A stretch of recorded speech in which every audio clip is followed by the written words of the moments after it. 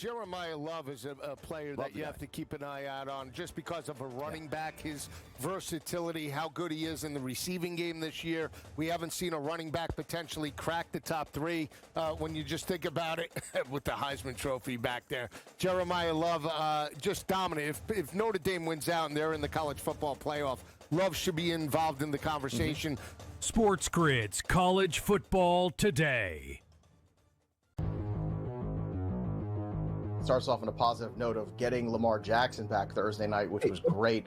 He threw for 200 yards, did not look rusty at all. He only rushed for 15, but he didn't really need that. Lamar Jackson also threw for 4 touchdowns, 2 of which going to Mark Andrews. So guess who's back and relative again at the tight end position now that Lamar's back? Oh, wait, it's Mark Andrews. No kidding. I mean, the guy just catches touchdowns. It's Lamar's favorite guy in the red zone. Fantasy Sports Today, only on SportsGrid. Fly Pelican, more like grounded Pelican. The Pelicans are 0-6 to start the season. Their main guys aren't their main guys. And it comes to a point where, what do you do if you are Joe Dumars and the leadership of New Orleans? Pro Basketball Today, only on SportsGrid. Blue Jays are going to be dangerous for years to come because they have money. They're a fun team. Other players like Guerrero, the Blue Jays are a first-class organization. They treat the players very well. They're first-class complex. As I stated earlier, you can live like across the street from the stadium and there's no drama. You don't have to sit in traffic ever. You have an entire country that buys your jerseys and are big fans of yours. In-game live, only on...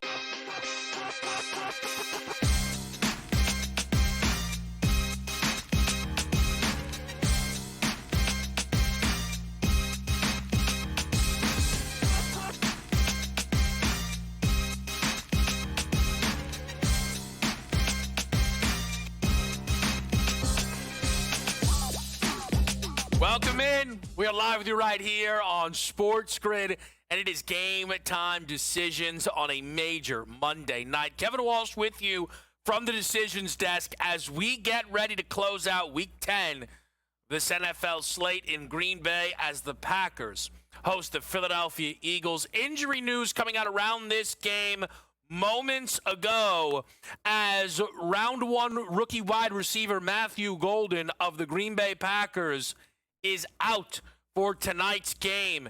That on top of the Tucker Kraft ACL injury from last night continues to put Green Bay up against it and helps this number continue to push towards the Philadelphia Eagles. As I look now, there is one book that is actually sitting Green Bay as the favorite. Everywhere else is pick or flipping towards Philly. We are primarily pick right now in the market, but it does show how much we are moving as kickoff pushes forward. As far as your total goes for tonight, 144.5, 244.5, a 45.5, and then more 45s than any other number. As people are trying to sift through a few pieces of injury news in this game. That not only includes guys out like Golden, Luke Van Ness on the Green Bay side, Cam Jurgens, newly acquired Jair Alexander on the Philly side, but how about a return of Nolan Smith for this Philadelphia Eagles team? Supposed to be their top edge rusher, is joined by newly acquired Jalen Phillips, as he looks to be a 1-2 combination as they will try and pressure Jordan Love tonight. What is up for grabs tonight, you could easily argue, is favorite status in the NFC. For Philly, that's pretty undeniable. They are right now just a tick back of the LA Rams. This number moving a little bit in the market. If Philly wins, I think they retake that position. But a win would go a long way for the Packers. They would settle in at 6-2-1, and they would at that point, I think, have a little bit of momentum pushing them forward. Now, maybe it'll be a tough climb for them to get at the top of the NFC, but it very likely would take them to the top of the NFC North, where the Lions have actually regained favorite status in that one as they handled their business on the road against the Washington Commanders. This North, though, will be a tough battle throughout the year, as I know the number has them well off. But the Bears aren't going to make it easy on either of those teams, as they had a comeback victory just yesterday against the New York Giants, and that led to the firing of Brian Daboll. The Giants head coach for the past few seasons is out in New York as they lose again in blown lead fashion. They fall to 2-8 on the year, 0-6 on the road. But the tricky piece of this for a New York Giants team who, yes, I was high on coming into this season, don't leave this game feeling like any questions around their quarterback. Maybe his health a little bit, as Jackson Dart was injured in this game and left with a concussion. But Jackson Dart left this game with a double-digit lead. And every single thing that has been tied to Brian Daboll and Russell Wilson this season has been a nightmare. The results, the performances, the vibes, it's all been terrible. And that is kind of what led us here for the Giants. But they become one of the more fascinating teams in the offseason. We'll talk more about this Giants job throughout our show tonight. But is this an attractive job opening? And what can we expect from the Giants the rest of the way, as they still have right now on their schedule 3 more games to go in a row against high-level playoff teams, Green Bay, Detroit, and New England. We also did get word back, speaking of, I guess bad future calls by me, we own it up here as always. My Super Bowl champions, quarterback's on the way back. Maybe. I'm not moved by it. Burrow's returning to practice. Could be back, I don't know, as early as Thanksgiving, I guess. On the road against Buffalo, doesn't matter is the question. They're 3-6 right now. They're a dog next week in Pittsburgh. Is Burrow, respectfully, pulling a little bit from the Aaron Rodgers performative playbook here? I'm on my way back. And then by the time he's ready to go, the season's a lost cause, and Zach Taylor's fired, and the season is over in Cincinnati. Maybe. Time will tell. It does make the Bengals win total a little bit more interesting, because are you going to be betting on a team who gets Joe Burrow for 3, 4, 5 games to finish out this season? That becomes certainly something to watch. The market could move, as it has been throughout this NFL season in the MVP race, where we have co-favorites right now of Drake May and Matthew Stafford, with a running back knocking on the door in Jonathan Taylor. We will take you through the march that it has been for both Drake May and JT as they look to become not just surprise MVP candidates, but major upsets, certainly relative to Jonathan Taylor. Now, that's a lot of NFL to throw at you here on this Monday night. It is not all NFL on this Monday night, though. There are options certainly in the association if you are interested. The slate begins with 3 at 7 o'clock. Orlando could use it against Portland. Pistons Wizards gets primetime slotting on Peacock with a double-digit number for the 8-2 Detroit Pistons. The Wizards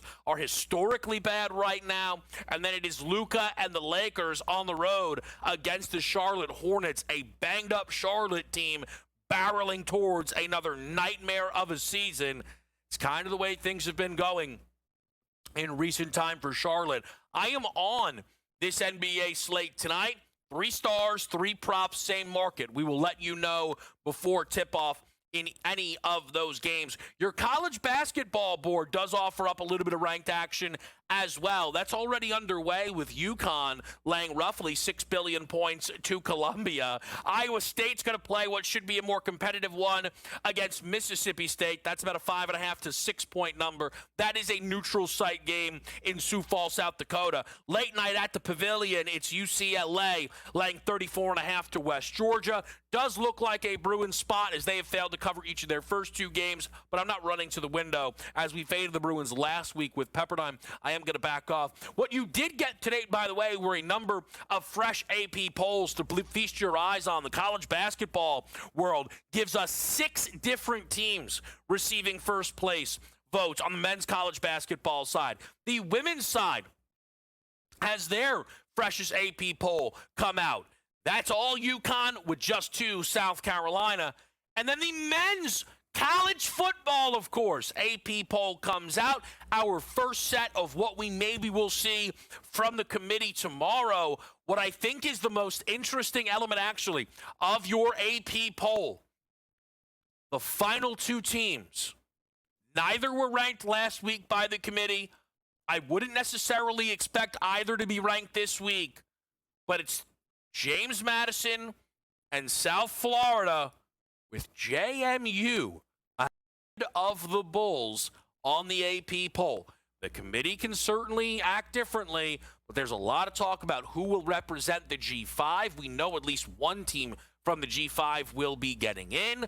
JMU right now ahead of any team from the American. South Florida, Tulane, North Texas, though, all still receiving votes. South Florida still ranked. It is a busy night here on Game Time Decisions. I am so excited to get into this slate with you. And we begin that breakdown with Monday Night Football. Jalen Hurts versus Jordan Love in Lambeau Field. The best bets for that game are next on SportsGrid.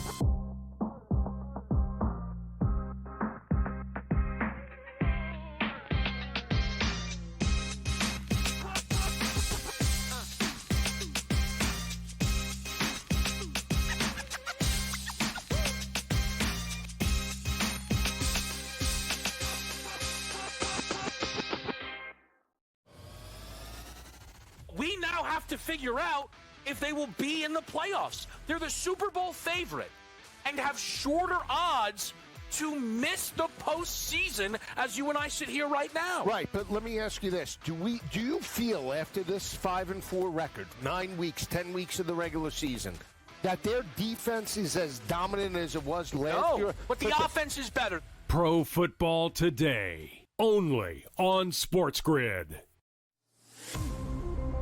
Fly, Pelican, more like grounded Pelican. The Pelicans are 0-6 to start the season. Their main guys aren't their main guys.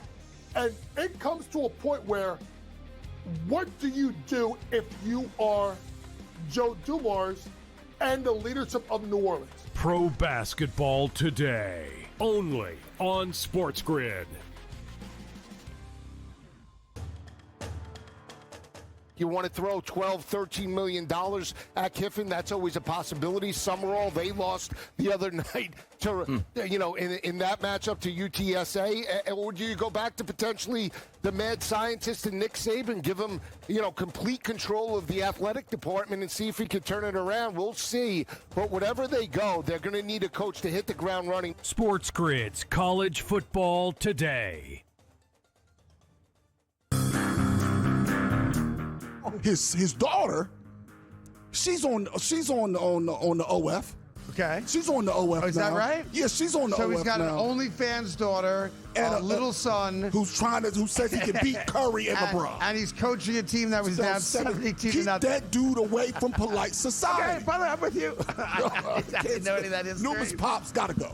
The Craig Carton Show, only on SportsGrid.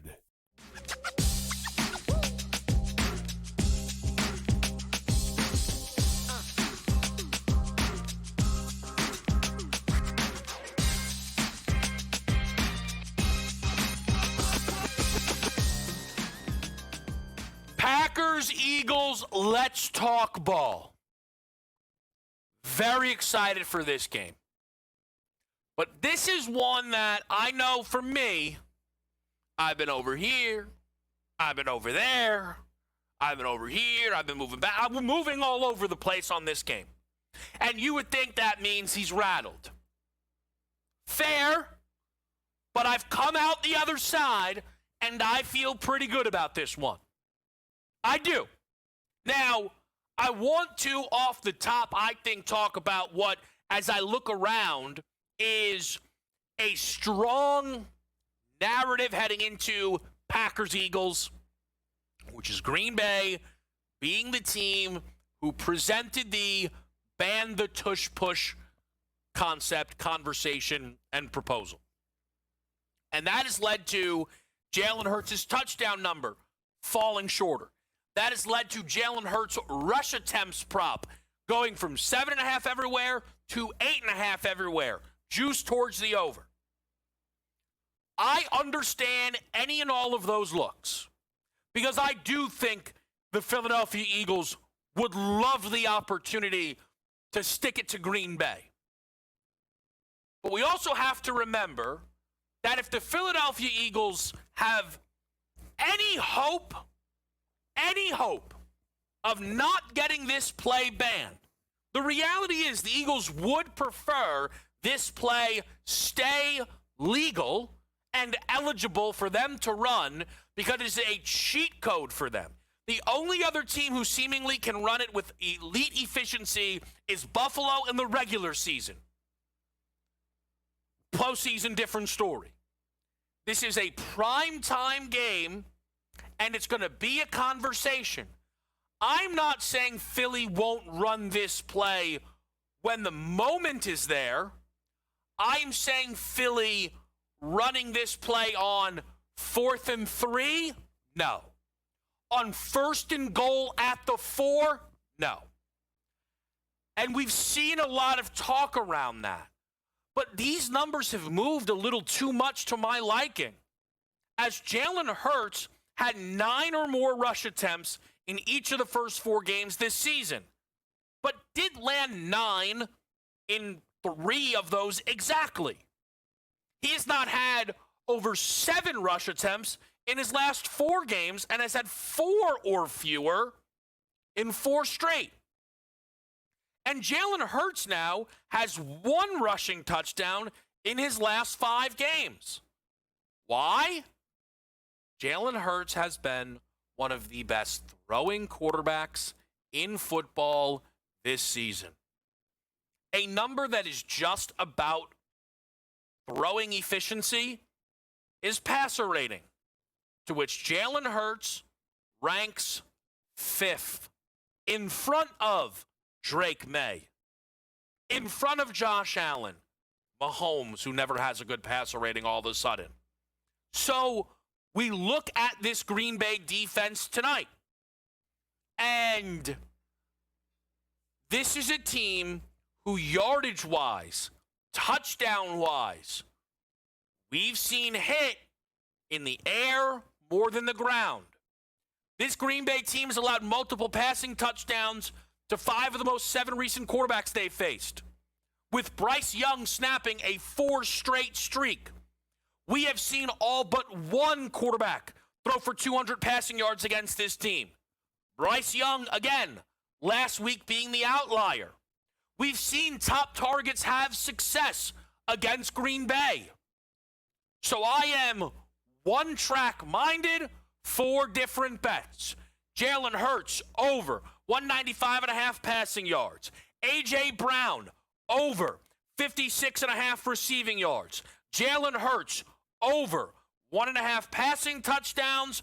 A.J. Brown, anytime touchdown. You can get up to, I think, plus 140 on that Hurts passing touchdown number. A.J. 185, I believe, is the best you will see. And on the Jalen Hurts piece of this, he has thrown for not 200, not 225, 280 yards in 3 of his last 4 games. Oh, we only threw for 179 against the Giants. Yes, in an absolute murderous blowout that A.J. Brown didn't even play in. The Eagles are, albeit slight, dogs in the game. Call it pick. This is a very different situation that you enter in, as Jalen Hurts has been. This is not hyperbole. I don't want to hear about what team I root for. Just look it up. The best quarterback in football for 2 months. That's what's going on here.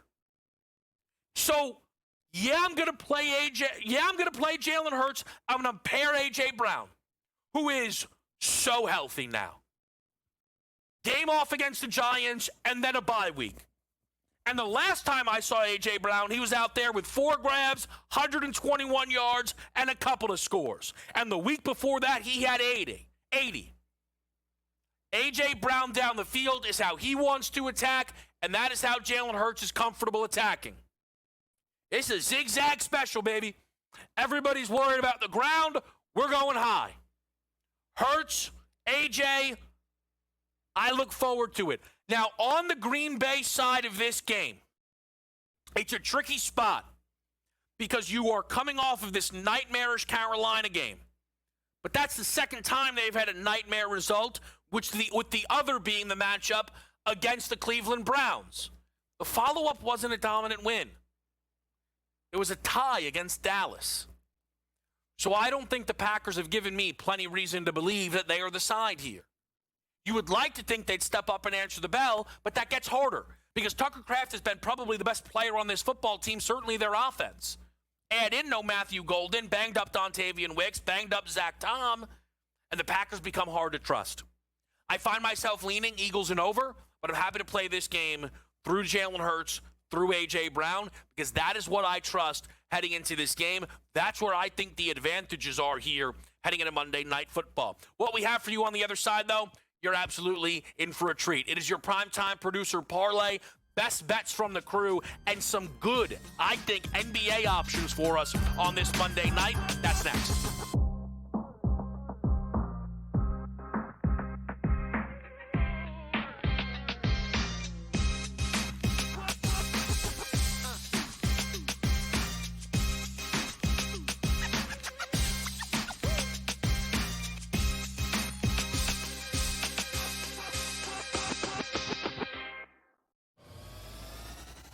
We now have to figure out if they will be in the playoffs. They're the Super Bowl favorite and have shorter odds to miss the postseason as you and I sit here right now. Right, but let me ask you this. Do you feel after this 5-4 record, 9 weeks, 10 weeks of the regular season, that their defense is as dominant as it was last year? But the offense is better. Pro Football Today, only on SportsGrid.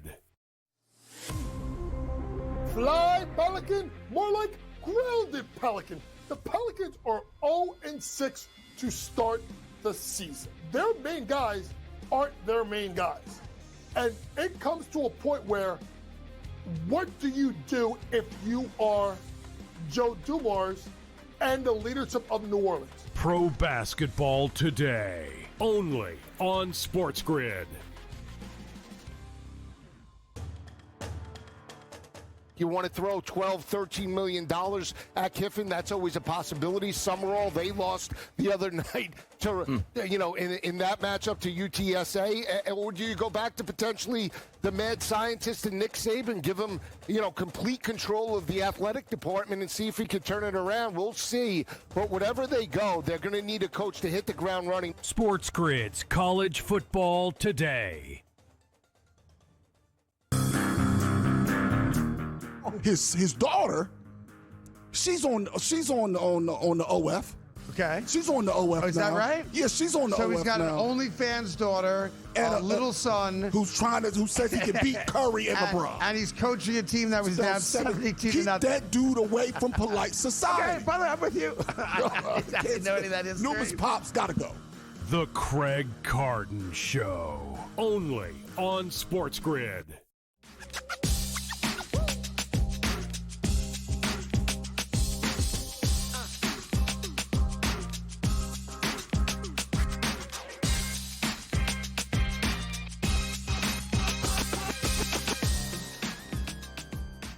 Great night to be here on Game Time Decisions. Happy to have you in the mix. We've got Tom Vecchio coming up. We'll get his NFL action tonight. We'll see if anything else speaks to him. There are a couple of options for you if you're looking to bet the ice tonight, so we can see if he's got anything going on over there. Coach James Young will join us as well. We'll miss out on his 7 o'clock action, but we will have 7:30 and thereon for JY. Let me see. Did he send along any potential?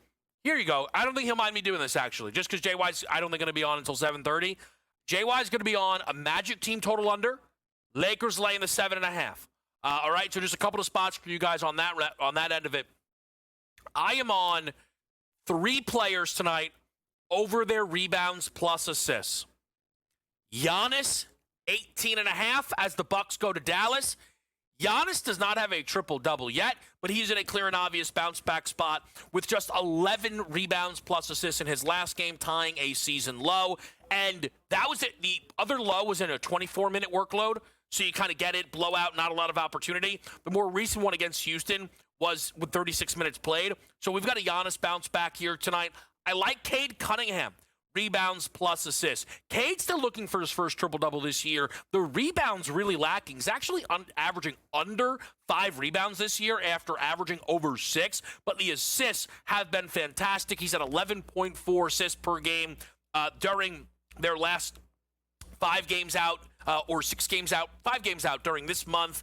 He's had 10 or more in 5 of his last 6, so during this win streak, I think the rebounds will be there. Cade Cunningham at 15.5. But if you made me only bet one, it'd be the Don, Luka Doncic, averaging a tick under a triple-double, the best bet on the card tonight for me. With a little bit of a bounce-back spot here for Luka and the Lakers. They got smashed by Atlanta. Doncic only played 27 minutes. Expect a full workload as he has been able to get through this number now with a ton of regularity. That was the first time he had missed it all season. I absolutely love this Luka number here tonight. I think you've got a great set of options, though, from our team. So here's how they're going to line up their best bets tonight.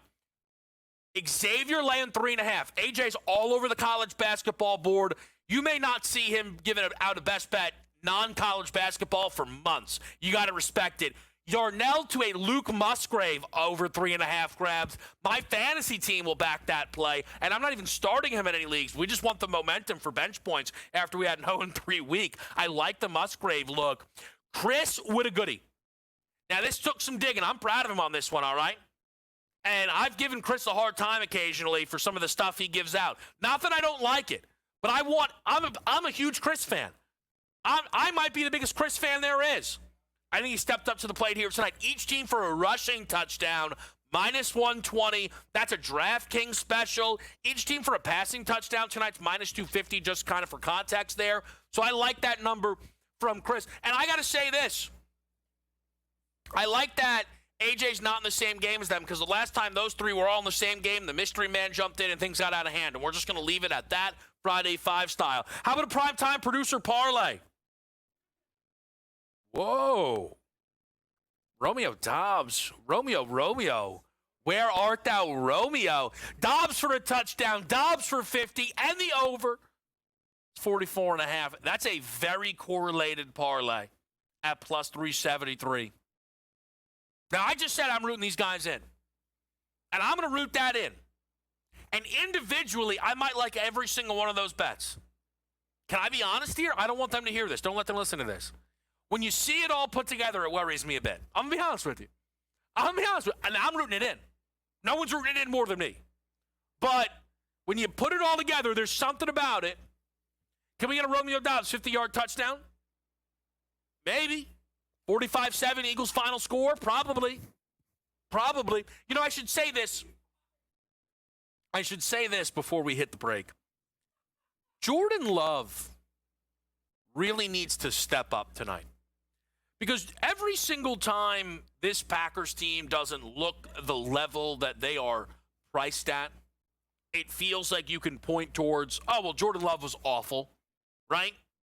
And, like, by QBR, the only 3 games that he's not 70+, the 2 losses and the tie, right? Like, we've seen it there. Well, the last time Jordan Love played the Philadelphia Eagles was in a playoff game where somehow the clowns out there thought the conversation should be about the Eagles offense and their struggles. Okay, cool. Then they set the record for most points scored during a playoff run for a team. Jordan Love threw no touchdown passes and 3 interceptions. So Jordan Love, who has all the hype in the world behind him, has to actually go out there and step up tonight against Philly. He might be able to. We'll see if he can. We'll see what Tom thinks after the break.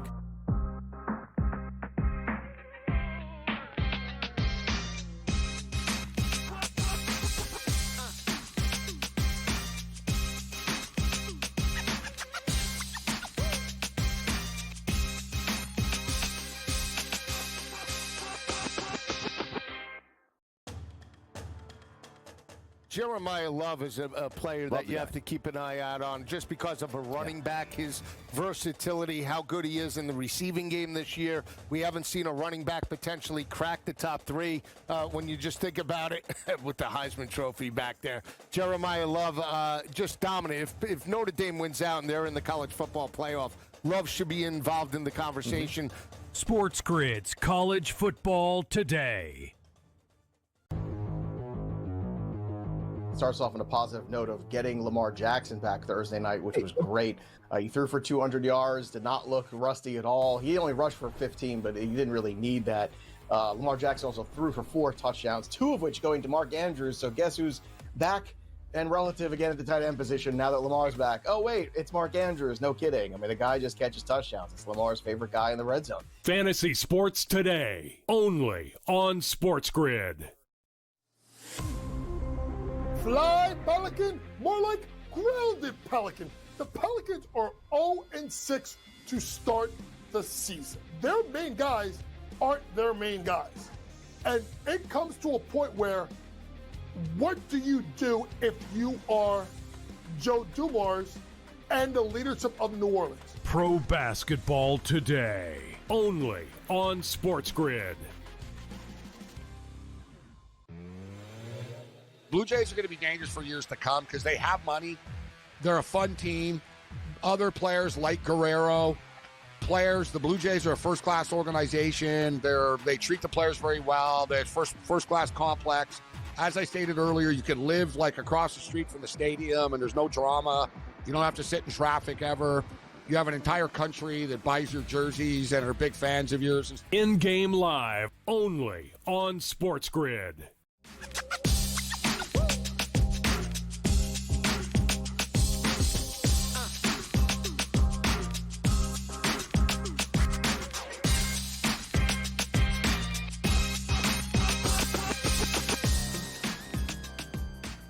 Live on SportsGrid, Kevin Walsh with you here on this Monday night. It is Game Time Decisions.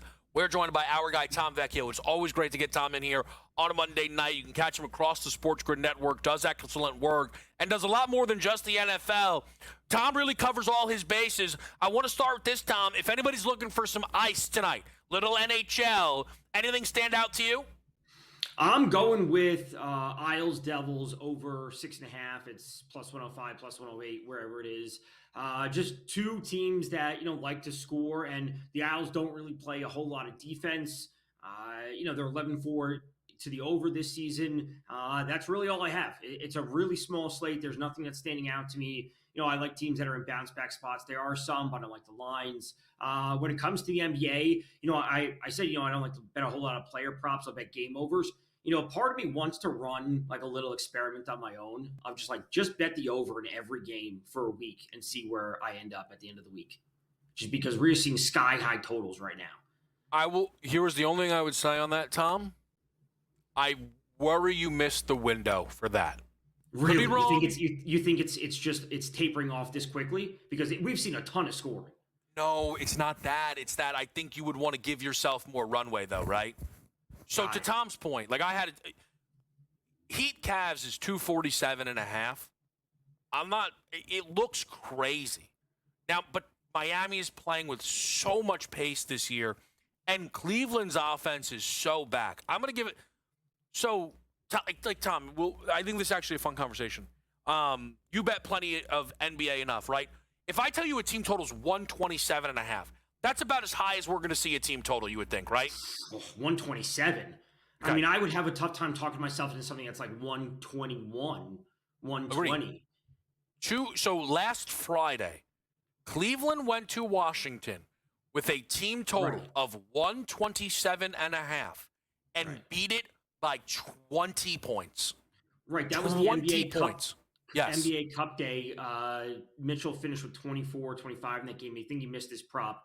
And didn't every game end with at least 10-point differential? So, those games are always at least, I'm pretty sure every Cup game finished with at least 10 points. And the Cup games, I think, are slightly different.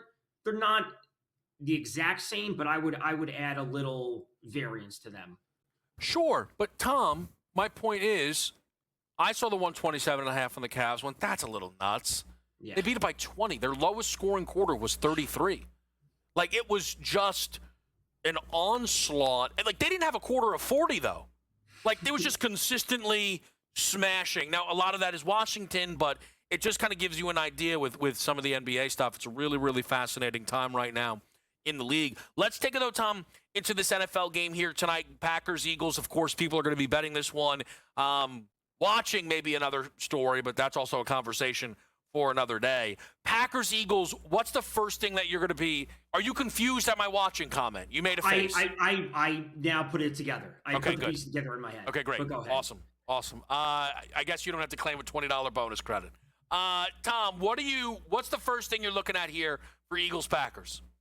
It's going to be how involved we see A.J. Brown and how the offense operates initially, because they're fully healthy. They're coming off a bye. There's an argument to be made that, just in general, teams start off a little bit slow off a bye. You don't want to stop a ball that's, in motion prior to a bye. And we do see teams start off a little bit slow. But can they come out and start running immediately? And then that means getting everyone involved. Saquon, break off one big run of 12, 15-ish yards. Get the ball to Smith. Get the ball to Brown. Get Goddard involved a little bit. How much can they really push things on offense against the defense that is really starting to show some cracks when it's all said and done? So can they get involved? And then on the Packers side of things, what does their offense look like when they are really not at full health, and they're not going to be at full health for the rest of the season? Losing Tucker Kraft, Matthew Golden is out. What kind of role do we see for Romeo Doubs and Christian Watson? Because generally speaking, Christian Watson isn't the prototypical route running possession receiver. He's more of a deep threat. So do we see more of a run heavy attack from them? Do we see Luke Musgrave, their backup tight end, get involved a little bit? Do we see Wicks involved more? How do they balance the dynamic of an offense when you are missing two key pieces? So I think these are all great questions. I'll stay then, Tom, on the Philly side firstly, who I think have throughout this year, you've got to be very selective when you're looking to bet this team in the props market, especially because you've got superstars, but you've got these up and down performances, and it's a big yardage day. Is it a big touchdown day? But the last time we saw the Philadelphia Eagles, we finally got the big Saquon day. Saquon Barkley did not have 100 rushing yards in his first 7 games of the season after running for 2,000 last year. He went for $150 in just 14 carries against the Giants. He ended up leaving that game injured, so Tank Bigsby ran for 104 in 9 carries, which was remarkable. What do you expect out of Saquon tonight? Is there any interest for you in him in the props market, over or under? I would look to him over. I haven't bet on him. If I was going somewhere, that's where it'd be. If you look to Green Bay over the last 4 weeks, Green Bay, in terms of defensive rush success rate, how they are performing, they have dropped to 28th in the league. So Green Bay's rush defense has really taken a step back, and that does provide some opportunity. Saquon fully healthy, back in practice on Friday, ready to go. That does provide an opportunity for them to really break off big runs. When it comes to evaluating the receiver market, if we want to turn there quickly for the Eagles, I have a tough time going to some of them just because it's hey, Goddard's having 2 touchdowns sometimes, and it's Smith, and Brown's not always involved, or vice versa. I like Smith over 21.5 for his longest reception. That's what I like the most on the Eagles side of things. We see him, consistently break that off. The Packers, they've allowed at least a 20-yard reception in 6 of their 8 games. We see Smith with a 34% air yard share on the Eagles this season. I think it's a really nice spot for him. Devonta Smith has had himself a phenomenal year for the Philadelphia Eagles. You mentioned, Tom, a lot of these Green Bay questions. and the questions go beyond just Tucker Kraft. You have this Matthew Golden absence now. It makes the Romeo Doubs numbers a little bit higher. It makes the Watson numbers a little bit higher. Wicks was on the injury report. I think he's going to play in this one, right? So what do you think here, Tom, on the Packers portion of this? I like Luke Musgrave. I think you go to that number, 26.5. I'll buy into that because if he does play not the exact same role that Tucker Kraft played, if we get Luke Musgrave to a version of that, I don't think that 26.5 number is going to be there next week. Like if they have some amount of involvement that Tucker Kraft had, that's going to be 31.5 next week or whatever it might be. But I like Love over 31.5 pass attempts. So that's a pretty light number. So we look at Green Bay and their pass rate has increased by 5% over the last 3 weeks. And I know it's a small sample size. It's also not the biggest increase. And they're also missing some passing options. So you may think they may revert to the run game with Josh Jacobs. But again, if the Philly rush offense can have this success against a Green Bay rush defense that is now somewhat susceptible, it may put Green Bay in a passing game script. And Love is going to have to push over that number. Yeah, Tom, I got to tell you, the one thing that is standing out to me just a little bit as we kind of talk through different options here, and, we do this a lot, right? I like when we get the opportunity to kind of talk through some, different angles to take here. The Tank Bigsby number now is sticking out to me like a sore thumb. Like, Tom, I'm seeing 9.5 as the primary number. What would you I don't know, Tank Bigsby 5 carries tonight? Does that feel heavy to you from an expectation point? Probably not. Again, the performance he put up against the Giants is a bad defense. It's also circumstantial just based on sure. And all things. But any backup running back, I think, should be in the mix for, again, 5-6 carries. If he had 6 carries for 20 yards, like that's nothing to write home about. But he clears his number pretty easily at that point. Yeah, just to give people an idea. Week number 1 against Dallas. Healthiest, right? You would think Saquon Barkley of the year. Will Shipley and A.J. Dillon each had 3 carries, and each went for 10 or more yards. I'm going to look more at this Tank Bigsby number. We're going to talk a little bit more about, Tom, around all the NFL news that happened today, how it impacts the markets next.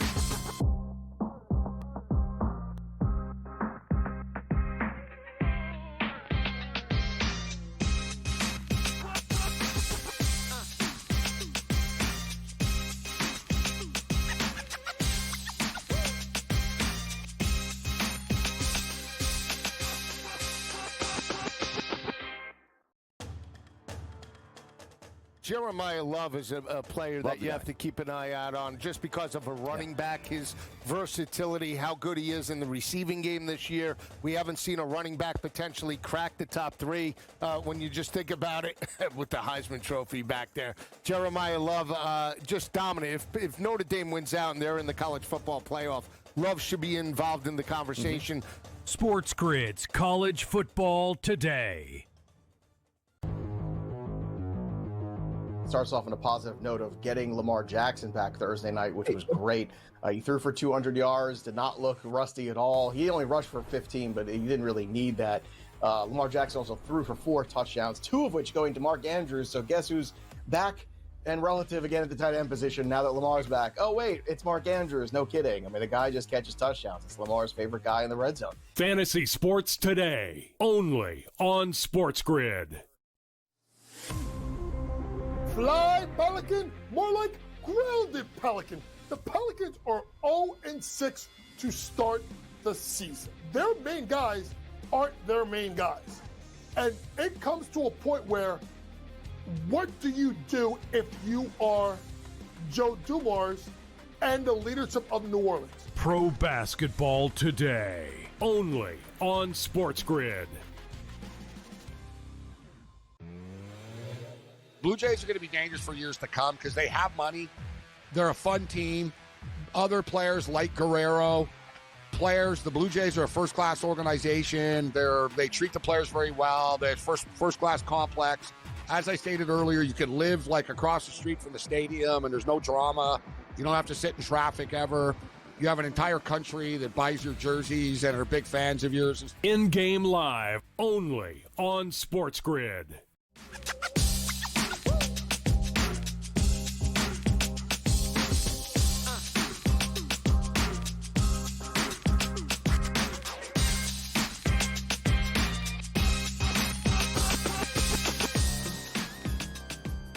Kevin Walsh here with you. Game Time Decisions, joined by Tom Vecchio. You can catch him across the SportsGrid network. Tom and I talking a little bit through the Eagles' backfield here, and our Tank Bigsby research led us to wonder a little bit more about A.J. Dillon and Will Shipley. A.J. Dillon is inactive in this game, but Will Shipley is up. And that's enough for me, Tom, to not get involved, quite frankly, on the Bigsby side. I just want to get one final thought from you on this, but I worry that they prefer Shipley to Bigsby. That might be crazy. That might be wrong. But I don't have enough clarity to be running to the window on Tank Bigsby best bet style. Not a best bet style. No, I would have a small play on Tank Bigsby. I think Will Shipley plays the pass down role, and Tank Bigsby would play the role that A.J. Dillon has played. Surprised that A.J. Dillon's not in there as a revenge game for him, but I do see Will Shipley as the pass down option and Bigsby getting a few rush attempts rather than targets. So some news out of the NFC East today. Brian Dable fired by the New York Giants, Tom. What do you make of the Giants moving forward? Their next game is actually going to be against the Packers at home on Sunday. Is this a Giants team that you'll be looking to fade rest of the way as they make the move now to Mike Kafka as the interim head coach? Well, the Giants finally did something good by getting rid of Dable. They should have done that years ago. Coming into the season, I didn't think he was going to make it. Like, one of the number one or number two in camp was the strength of schedule for hardest strength of schedule. I have no interest in backing the Giants at any capacity. We're not sure if we're going to be getting Jackson Dart out there with the concussions. Wan'Dale Robinson could be good as I have to sneeze, in a reception market. All right, I'll take it from you. Don't worry. For some Russell Wilson, but there's no hope for them. There's no hope for them overall. Next year, if everyone's fully healthy, Dart, Cam Scatterbo, and Neighbors, that's going to be a fun team to back. They're going to score. If they can't play defense, they're going to be great for props. We're going to see Jackson Dart hopefully learning how to slide and not throw himself around like a mini Josh Allen. Learn how to protect yourself, and I think they'll be a really fun team into next year, but right now, it is a tough look for them. Do you expect – it's hard to – if I tell you Russell Wilson's going to be under center against Green Bay, how quickly can I bet the team total under? That's where your mind goes? Just no way they score? How can I bet on 15-plus punch for the Giants? Offensive inefficiency. I want to alt their team total under 10.5. I want to take it under 9.5. I want to take Giants team total punts over 8.5. It's going to be disgusting. All right, fair enough. Joe Burrow in the news today that he may be back sooner than expected. Maybe, him just being back is beating expectations enough. How interested would you be in, say, a Cincinnati win total, Tom? Right now we're seeing 6.5s in the market. They have 3 at the moment with this Joe Burrow news. I would be more interested in their odds to make the playoffs. That's where my mind immediately would go, that the upper end of outcomes on the bell curve distribution is them actually making the playoffs. And I would rather shoot for a bigger number than them going over 6.5, which is very viable that they go over 6.5. They don't make the playoffs. You'd win one bet. You'd lose the bet that I'm, talking about. But I'd rather just go for the higher end outcome on a small unit play. They're plus 880 to make the playoffs right now. 880 to make the playoffs. The highest alt win total I can find is 7.5. What do you think they need to be to make the playoffs? I think, 8's the bare minimum, right? I think that's just everyone else would have to fail. Pittsburgh doesn't make it. Ravens win the division. 2 or 3 teams out of the West, right? I'm trying to do the math in my head of who else makes it. And it's interesting. Plus 880 to make the playoffs. I think you need 9 wins to get in without a shadow of a doubt. What is that 9 win? The problem is, do they need 10 to get in? Because that's just not happening. I don't think, Tom, right? 2, 3, 4. I would say it's just the Colts. They make it. Jags and Houston both don't make it. Again, it would have to come down to the exact number to figure all that out. But it would have to be a very, very the coin keeps flipping in their favor, where Houston loses in the weeks that they need to win and Jacksonville loses. So neither of those teams can make the wild card. It's just the Colts coming out of the AFC South. And then it's the Broncos, Chargers, Chiefs, and something like that. Yeah, I just again, I think the number of wins they need make it a little bit of a tough sell for me in that regard. But, hey, maybe, this is a team who I think has kind of squandered a lot of those opportunities all in all. So can I push you on this then? And maybe you would disagree. Wouldn't you rather bet them to win the AFC at that point? It's 80-1 to win the AFC. If they're going to be there and Burrow's healthy. I would. I honestly just don't know the Ravens' record off the top of my head. But why does that matter? But you're telling me you'd bet a plus 880 to make the playoffs. Can we flash the Bengals graphic again? If we can flash the Bengals graphic again. They have 2 games against the Ravens. If they have 2 games against the Ravens, if they can win enough of the games and win the games against the Ravens, if they tie the Ravens in record-wise, which if it's mathematically possible, I would now, thinking through this, Bengals to win the division is almost more probable than them. That would be the best bet to make if you truly believe it. Because if they pick up 2 wins against the Ravens and the Ravens continue to struggle and they end with the same record, that just puts the Bengals in the spot to win the division. So I'm going to ask you to meet me in the middle, okay? Cincinnati to win the division is a better bet than to make the playoffs. The best bet is then them to win the AFC. Sure. You'd get a home game. 80-1 on Cincinnati to win the AFC. If you cashed that 10-1 ticket, you would be frothing at the mouth to be holding that 80-1.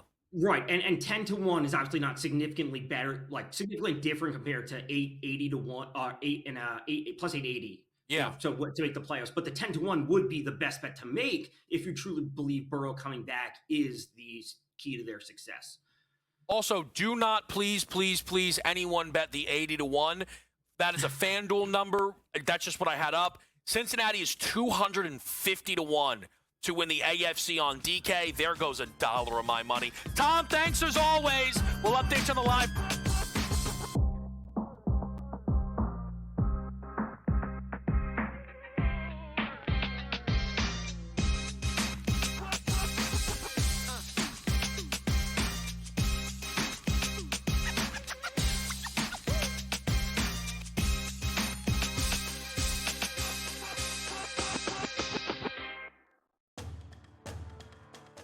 Jeremiah Love is a player that you have to keep an eye out on just because of a running back, his versatility, how good he is in the receiving game this year. We haven't seen a running back potentially crack the top 3 when you just think about it with the Heisman Trophy back there. Jeremiah Love just dominant. If Notre Dame wins out and they're in the college football playoff, Love should be involved in the conversation.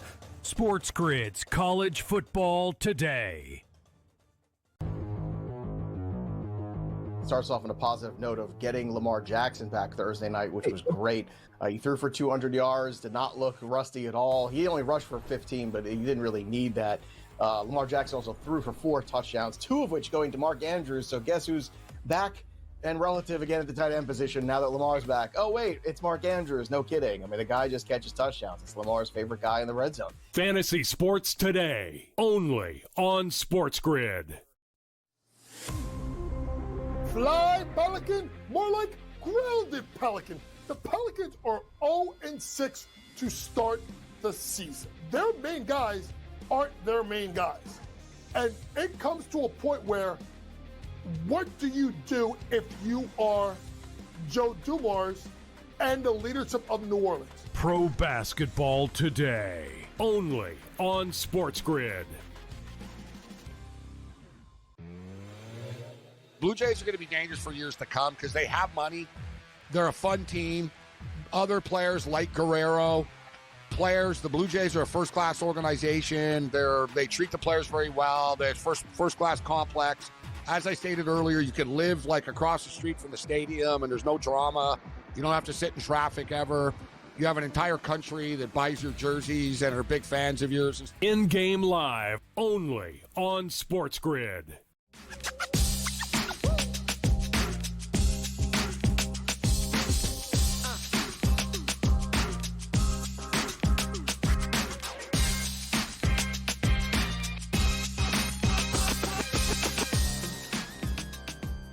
Live right here on Sports Grid. It is Game Time Decisions. Live right now, New York hockey, scoreless in the Rangers-Predators game. Guess where that one is? Devils up 1-0 on the Isles.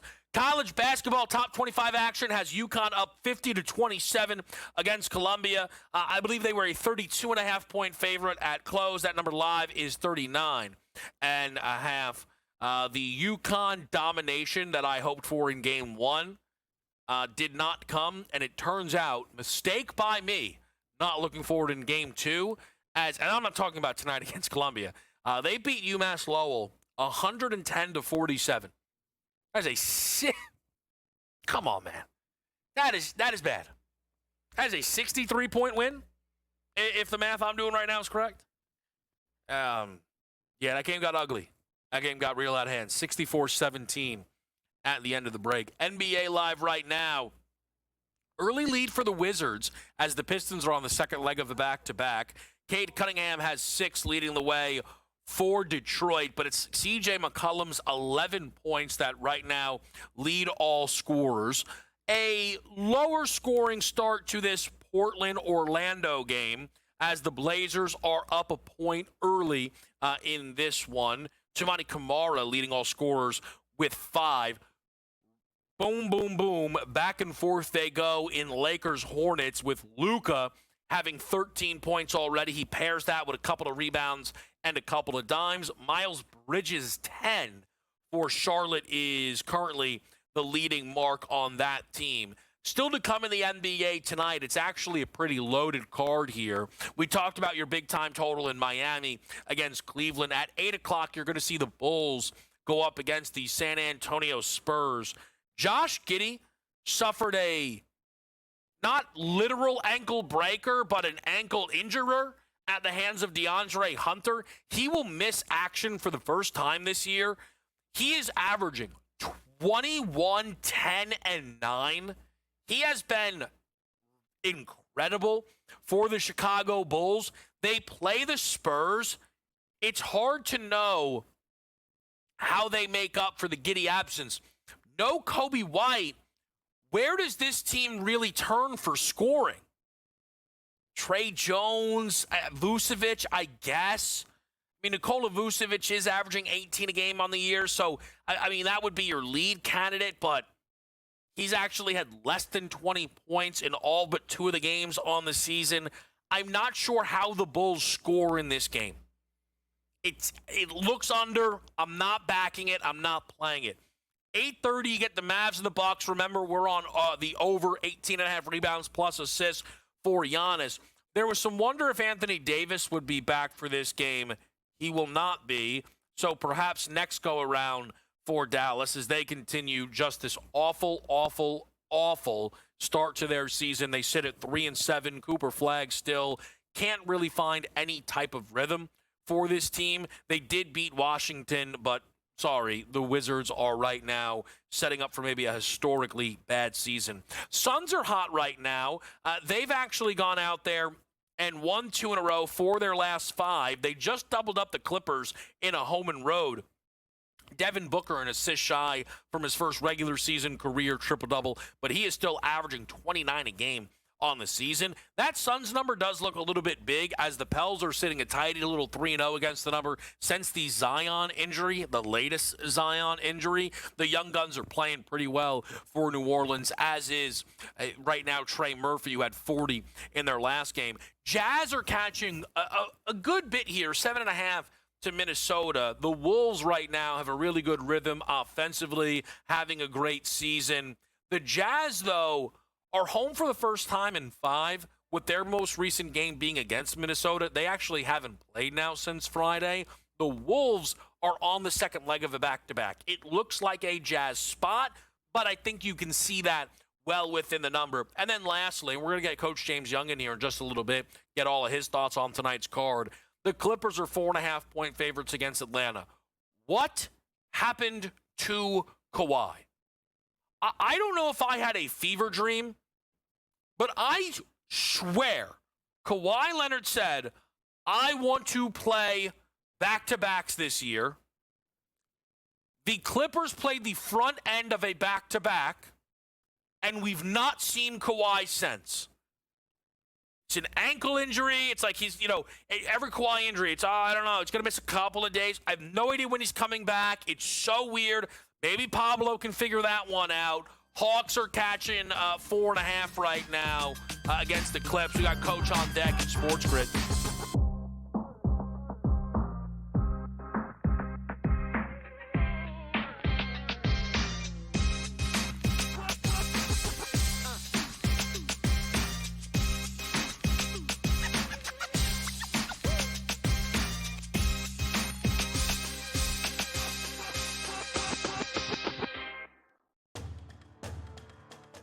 Jeremiah Love is a player that you have to keep an eye out on just because of a running back, his versatility, how good he is in the receiving game this year. We haven't seen a running back potentially crack the top 3 when you just think about it with the Heisman Trophy back there. Jeremiah Love just dominant. If Notre Dame wins out and they're in the college football playoff, Love should be involved in the conversation.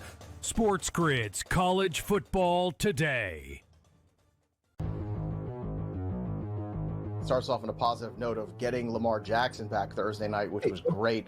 He threw for 200 yards, did not look rusty at all. He only rushed for 15, but he didn't really need that. Lamar Jackson also threw for 4 touchdowns, 2 of which going to Mark Andrews. So guess who's back and relative again at the tight end position now that Lamar's back? Oh, wait, it's Mark Andrews. No kidding. I mean, the guy just catches touchdowns. It's Lamar's favorite guy in the red zone. Fantasy Sports Today, only on SportsGrid. Fly, Pelican, more like grounded Pelican. The Pelicans are 0-6 to start the season. Their main guys aren't their main guys. And it comes to a point where, what do you do if you are Joe Dumars and the leadership of New Orleans? Pro Basketball Today, only on SportsGrid. Blue Jays are going to be dangerous for years to come because they have money. They're a fun team. Other players like Guerrero, the Blue Jays are a first-class organization. They treat the players very well. They're first-class complex. As I stated earlier, you can live like across the street from the stadium and there's no drama. You don't have to sit in traffic ever. You have an entire country that buys your jerseys and are big fans of yours. In-game live, only on SportsGrid.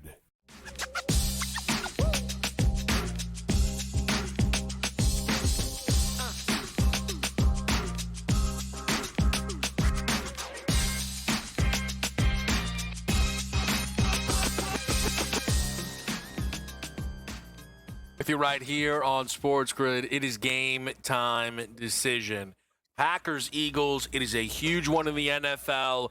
We are locked and dialed for this game. Let's reset. Just a reminder, the card for me tonight, it's Eagles pass attack. It's Hurts over the 1.5 passing touchdowns with A.J. Brown on the receiving end of one of those. If not, Bo, who knows? Could be a big A.J. Brown night. I like him over 56.5 receiving yards. I like Hurts over 195.5 passing yards in this game. Your primetime producer parlay comes to us via Romeo Daubs and the over. Touchdown and 50-plus paired with over 44.5 is how the primetime producer show your parlay back there. These guys, I mean, we got to listen now. Let's wake it up. Let's make it happen. That's your primetime producer parlay. Here's my big issue with the primetime producer parlay, that they didn't take the liberty to say, Pistons Wizards on Peacock is prime time. Here's a Trey Johnson play. You know who would have done that? The host of Pro Basketball Today and College Basketball Today, Coach James Young. Jay White, it's great to see you, sir. Hey, man, it's good to be on. We've got some NBA games on. They put the Wizards on national TV tonight. Yeah, I'm not sure what happened there. Only in America. I mean, you got Lakers Hornets. They put no LeBron, but they put on the Washington Wizards. Hey, man. All right. Okay. All right. It's kind of like the Thursday Night Football. The Jets are playing this Thursday. Guess who will not be watching it? That will be me. Fair enough. Now, JY, let's talk about what you'll be maybe not even watching, but certainly getting involved with here. That starts with the Spurs and the Bulls. No Josh Giddey tonight for Chicago. How, if at all, does that impact your action? It doesn't, because what I'm looking at is the Spurs team total over 120.5 points over the last 2 games. Bulls have allowed over 120 points 3 of the last 4 games. And if you look at the Spurs, number 5 in offensive efficiency, number 6 in effective field goal shooting percentage, number 5 in offensive rebounding percentage, obviously with Wemby. And they did something that I was waiting to see when De'Aaron Fox came back and what they would do. Because to me, even with Harper in the lineup, they have 4 guards. How are you going to play them? Well, they went 3-guard lineup, Kevin, with Vassell, De'Aaron Fox, and Stephon Castle in the starting lineup. But then you still look at this bench with Champagnie, with Keldon Johnson, with Jeremy Sohan. And then when you get Dylan Harper back, Kevin, secretly now the Spurs are a legitimate 9 deep. I am so fascinated by De'Aaron Fox's return, but I just don't know how to bet it yet, JY. I really don't. You know, that first game against the Pels, 13 assists for Stephon Castle and only 3 for Fox. Like, look, sometimes just one guy, every time, he passes, they make it. The other guy's just an off night, whatever it might be. But I would expect Castle to be a slasher, right? And Fox to be more the distributor. That's not how that looked. Again, it's a 1-game sample, right?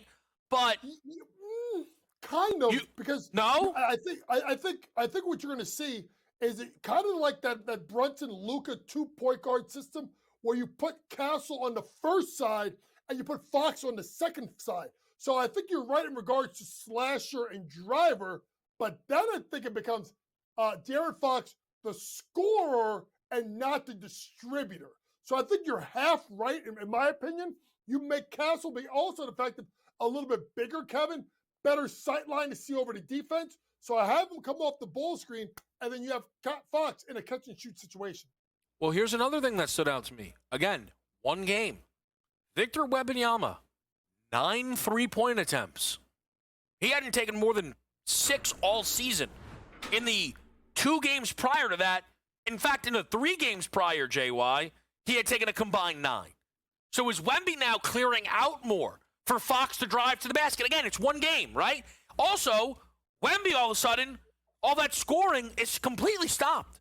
Victor Wembanyama tonight with a prop of 25.5. He has hit that once in his last 6 games. Now, a lot of that is efficiency. Wemby all of a sudden isn't as efficient as he had initially started, but look, we are talking about one of the most important teams in the league, coach, as you know, because of Victor Wembanyama being on this basketball team. I'm glad you're on the game, because it's going to be a really fun one and an interesting one to follow. But that game left me with so many questions. Now, there was a bet you were going to be on. He's not playing. But I'm curious what your expectations were, the why, and what it might mean moving forward as Anthony Davis isn't going to go against Milwaukee tonight. Yeah, I need to see AD in this lineup because I think they need to be a little bit more whole, right? Especially the fact that Derek Lively's out. Listen, Kevin, at the end of the day, it's not going to happen, Kevin. Okay, it's not going to happen. Probably until they fire Nico Harrison. If the way they're playing, it may be soon. You got to put AD as a 5. And put P.J. Washington as a 4 and Cooper Flag as a 3. That is the lineup. That is the lineup for them. Because I think AD will be able to take advantage of bigs either stepping out or going to the basket. I want to see them whole. Because I think if you have AD there, I think it takes pressure off of Cooper Flag. There's someone that can go get a bucket. Right? There's someone that if you bring him off the ball screen, you have to account for AD. Like, no offense, like you're not accounting for Daniel Gafford. You have to keep him off the boards, right? You're not accounting to Derek Lively, except if it's a lob threat. But now if you go 2-man game side ball screen action, you can pick and roll, you can pick and pop, you can pick, throw it back, clear out with a Laker cut, and let him go 1-on-1 AD. It takes pressure off of Cooper Flag. And that's why I was intrigued by it, because I'm also intrigued by the fact that no matter what happens, right? And this is what I want people to look at. When you look at power forwards, Giannis gives up points. Look at the last 5 starters at the power forward position, all went over their point prop versus Giannis.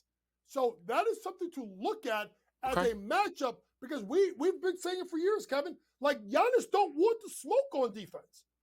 If you got don't sign me up for that. Don't sign me up for that. You can listen. I don't mind you saying that, but you're like we. Like I bet Giannis win MVP. No. I'm over here in Mykonos. All right. You do what you got to do, pal. Like, listen. Can I just say with Dallas? I do not know what this team is going to do because it is abundantly clear. I don't think I'm overreacting. They should trade Anthony Davis, but they can't. They can't. Because you know what's going to happen? Everyone's going to go, that's what you got for the guy you traded away for Luka. You can't trade AD. Much less, I don't really know who the team is that would be calling, but this is a team in a bad spot, Coach. But if you fire Nico, then you can trade him. If you fire Nico Harrison, and there's reports that it's starting to go south with the owner, if you get rid of Nico, it's kind of like then you could open up. It's kind of like the whole thing with with the Dolphins, like firing Greer. That's true. You could That's true. No, listen. You know what? That is the most acceptable non-basketball because sometimes JY's got to go into the jar when he starts feeling like, hey, you want to talk about a Jets 2-win streak? That was a very valid NFL point by you. No jar points there. You might be right. Actually, you are correct. If they fire Nico, then they can do whatever they want, right? How do you fire Nico after you let him do all of this? Easy. Ready? You're fired. I mean, I can do it. Hey, Mark Cuban, do it. Whoever the owner is, call a brother up, fly me down. All I want is first class and a nice room at the Westin. I will fire Nico Harrison, and I guarantee you, you don't even have to give an Uber ride to the airport. You'll have about 500,000 people from Dallas who will drive him for free $99. Oh man, that is it's a great point by JY. He's got a college pick tonight. Some thoughts about what we've seen so far next.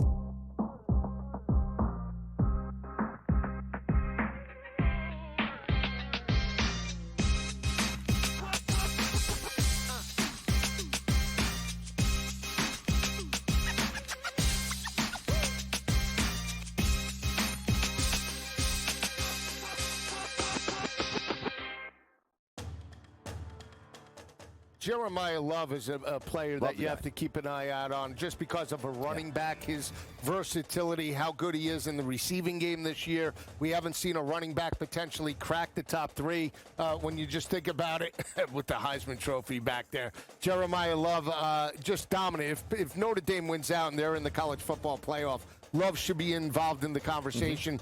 SportsGrid's College Football Today.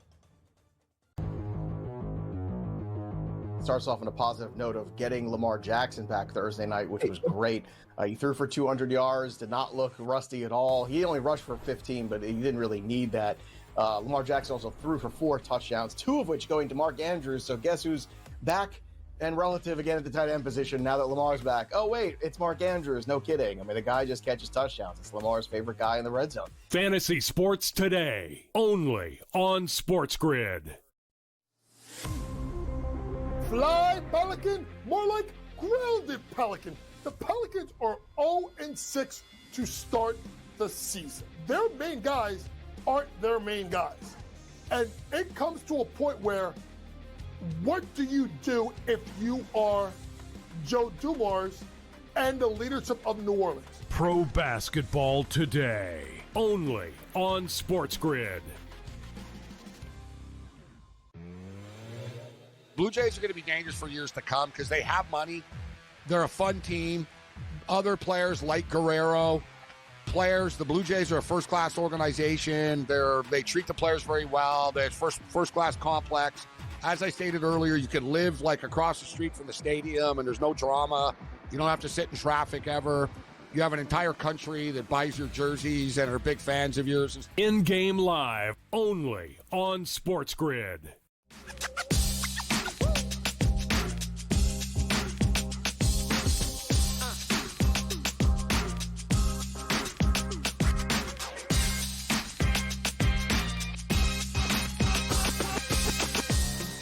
All right, we are in the mix with you, and it is game time decisions.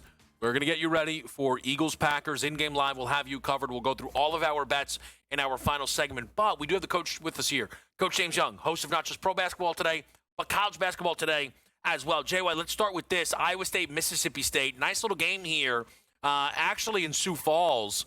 What do you think about the Cyclones laying a 5.5 to 6 point number against Miss State? Yeah, I actually like the Cyclones tonight. Listen, when you look at them, I think T.J. Osherberger is one of the best coaches in the country. I don't think he gets enough credit.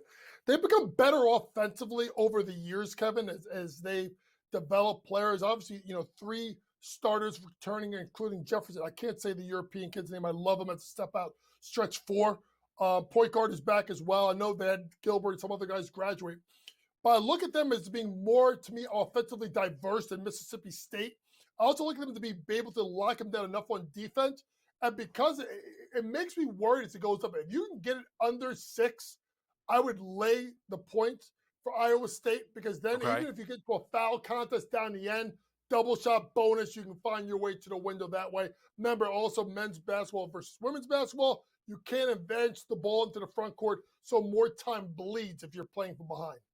Okay, so JY, we had some good games in the opening week. We got a really fun slate tomorrow. Louisville, Kentucky, Illinois, and Texas Tech. Late night, Gonzaga, Creighton. You were at one of the ranked games, though, if I'm not mistaken, that we've already seen this year, which was Alabama, St. John's. And I don't want to, well, what'd you make of the game, JY? I know what I want to say, and I don't want to start on a bad note with the Johnny's faithful, but come on, they were never a top 5 team. I'll say it because I actually, like, when New York City basketball is great, and I've watched Rick Pitino for a long time. Rick Pitino got thoroughly outcoached by Nate Oates on Saturday. There's no way around it. Number one, if you watch the game, I'm going to give you guys a little bit of a coaching clinic. All Nate Oates did with Filion and Holloway was get into a high ball screen action, and St. John's switched. And they just literally torched them the entire first half. St. John's makes a run in the second half, and I will say this, and maybe this is my East Coast bias. I don't care if it's the Knicks. I don't care if it's St. John's. I don't care if it's the biggest tournament, NCAA tournament. When the Garden is rocking, it is ear-deafening. St. John's makes a run. They get both Holloway and Filion both with 4 fouls, Kevin. You know this, in the last 5 minutes. Anytime they still went into that high ball screen action, St. John's defenders didn't stay flat, which means they were able to turn the corner, and they got torched. It was an embarrassment by St. John's, right? If you take out Zubi Ejiofor, who was a monster, particularly in the first half, they kind of got away from him a little bit second half.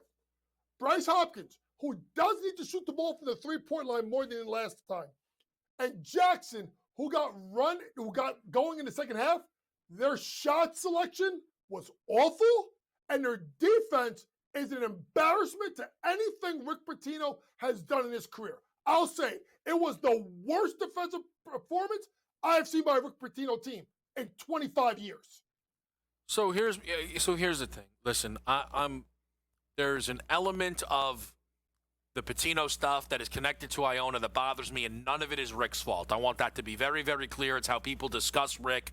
But when they were slated in the top 5, I'm like, man, that just feels a little bit crazy to me. It does.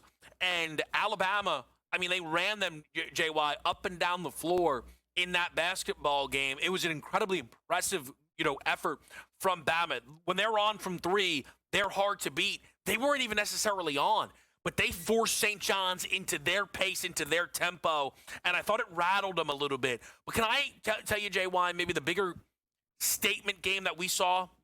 And I thought North Carolina's win against Kansas. I thought Caleb Wilson's performance in that game. Hubert Davis is a fascinating coach, man. I mean, if I'm right, year number 1, he gets to a title game. Yes. Sends home Coach K in the last game of his career. Yep. And we were spending last year, I don't know if he's good. I don't know if this guy can coach. And I was a part of that. Taylor Wilson's legit. Seth Trimble's going to come on, I think, throughout the year. I like the kid Vasseur they got out of Arizona. I thought it was a really nice game for UNC, but I also think it says a lot about Kansas. JY, they are so reliant on Darren Peterson. He is as good as everybody thinks he is, right? But that is a lot for a freshman guard, JY, when we talk about what the standards are usually for a Kansas basketball team. Yeah, you'd think there would be more offensively diverse, and I thought Darren Peterson was fantastic, and that's why, Kevin, the way he's played right now, he's probably number one in the draft. Depending on what you need, you can now put Darren Peterson in the conversation with Boozer, with the Banza as the number one pick. This was big for Hubert Davis because he needed a win to quiet down the noise. Yeah. Like immediately. And he did it, and it was in an impressive fashion. In the second half, Triple was fantastic. Wilson reminds me of the guy of Steve Buscemi. I don't know which Adam Sandler movie it is, where he's lying down and he's like crossing guys off the list. Like, and if he sees these guys, Peterson, the Banza, all these guys that are like supposed to be better than him, he is literally like taking them out. It was a great performance. And maybe Carolina is back. Maybe. But you have to be concerned with a Kansas team that, let's be honest, Kevin, before this season, were you talking about Kansas about a Final Four run? I wasn't. Were you talking about Kansas for an Elite Eight run? I wasn't. So is Kansas like 1 or 2 years behind Baylor where they're starting to slide down that national powerhouse rankings? Little Tunde Yesufu love, anybody? Little. Listen, he was not very efficient against UW, but a little Yesufu love. JY, it is always great to catch up. I'm sure we'll check in again because it's a really good week of college rack. So we'll check in again. Make sure you watch pro basketball today and college basketball today right here on SportsGrid with Coach James Young. He's putting in the work. Make sure you follow up and follow with everything he's got going on. NFL best bets, Eagles, Packers. Cannot wait. We'll break it down next.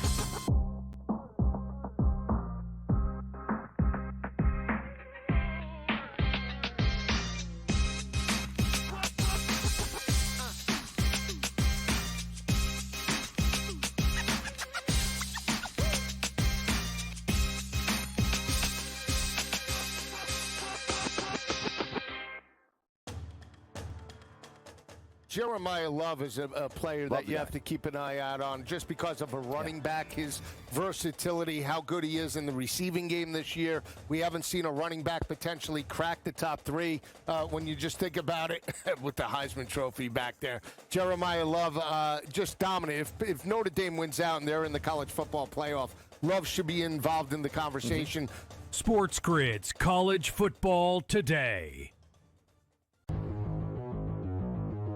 Starts off on a positive note of getting Lamar Jackson back Thursday night, which was great. He threw for 200 yards, did not look rusty at all. He only rushed for 15, but he didn't really need that. Lamar Jackson also threw for 4 touchdowns, 2 of which going to Mark Andrews. So guess who's back and relative again at the tight end position now that Lamar's back? Oh, wait, it's Mark Andrews. No kidding. I mean, the guy just catches touchdowns. It's Lamar's favorite guy in the red zone. Fantasy Sports Today, only on SportsGrid. Fly, Pelican, more like grounded Pelican. The Pelicans are 0-6 to start the season. Their main guys aren't their main guys. And it comes to a point where, what do you do if you are Joe Dumars and the leadership of New Orleans? Pro Basketball Today, only on SportsGrid. Blue Jays are going to be dangerous for years to come because they have money. They're a fun team. Other players like Guerrero, the Blue Jays are a first-class organization. They treat the players very well. They're first-class complex. As I stated earlier, you can live like across the street from the stadium and there's no drama. You don't have to sit in traffic ever. You have an entire country that buys your jerseys and are big fans of yours. In-game live, only on SportsGrid.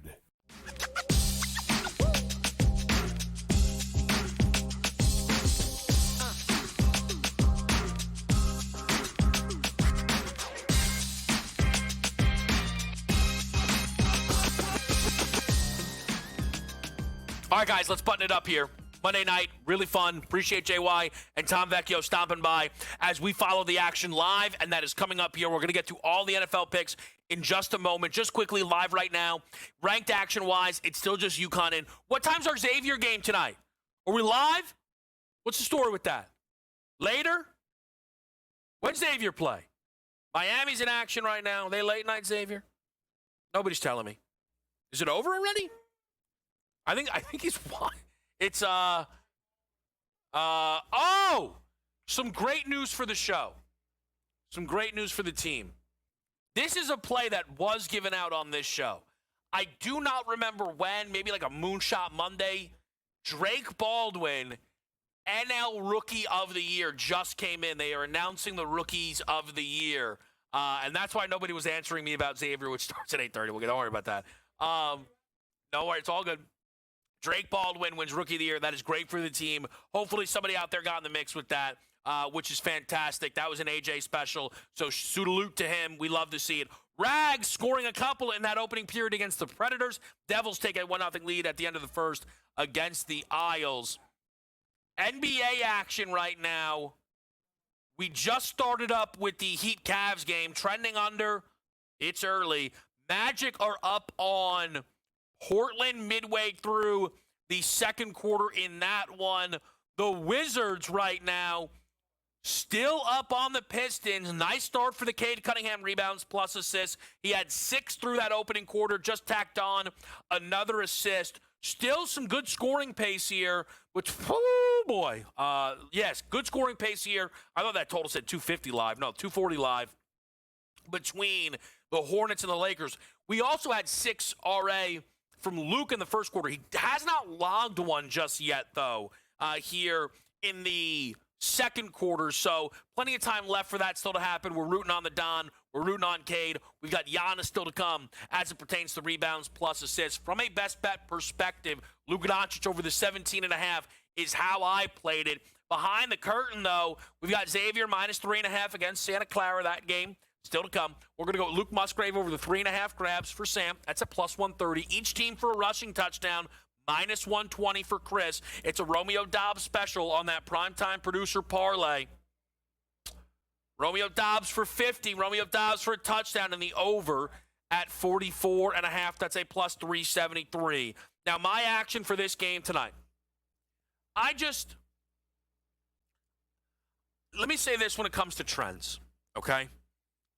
I am not someone who bets, hey, shouldn't this be 3 instead of 7? And then, they go the other way, right? Like, people who will intentionally bet bad numbers. This number makes no sense. That's not really how I am, okay?